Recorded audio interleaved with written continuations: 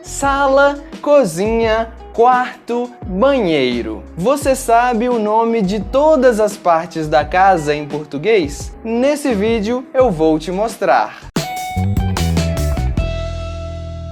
E não esqueça de ativar as legendas para você entender todas as explicações. Se você mora em uma casa, em um apartamento, em um chalé ou em uma mansão, você precisa saber os nomes de cada uma das partes da casa. E vamos começar pela parte da casa em que nós ficamos mais tempo, o quarto. O quarto é o lugar onde nós podemos dormir e descansar.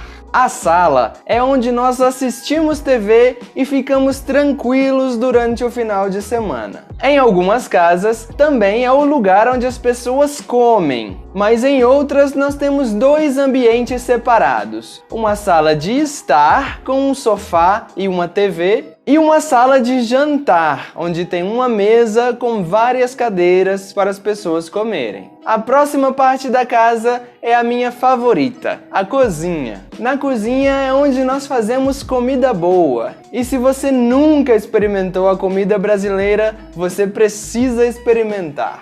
Outra parte da casa é o banheiro. É lá que nós fazemos as necessidades, tomamos banho e escovamos os nossos dentes. E uma parte da casa que normalmente as pessoas não lembram, mas é muito importante, é o corredor. O corredor é o lugar onde ficam todas as portas para as outras partes da nossa casa. E bom, essa é a estrutura básica de uma casa simples, mas existem algumas casas que têm coisas a mais. Começando com a parte externa da casa, onde ficam normalmente algumas flores ou uma grande área livre. Essa parte da casa em português se chama quintal ou jardim e pode ficar tanto na parte da frente da casa quanto na parte de trás. Aquela parte da casa que fica para o lado de fora, em andares mais altos, nós chamamos de varanda ou sacada.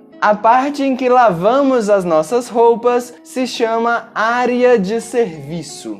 E por último, nós estacionamos o nosso carro na garagem da nossa casa. Bom, e no Brasil não é muito comum, mas algumas casas podem ter alguns andares extras, para cima ou para baixo. Normalmente esses lugares são utilizados para guardar coisas. A parte de cima de uma casa se chama sótão e a parte de baixo se chama porão. E é isso, espero que esse vídeo tenha sido útil. Não esquece de clicar no like se você gostou desse vídeo e se inscreve no canal para você não perder os próximos. Aqui na tela eu vou deixar mais 2 vídeos para você continuar aprendendo português.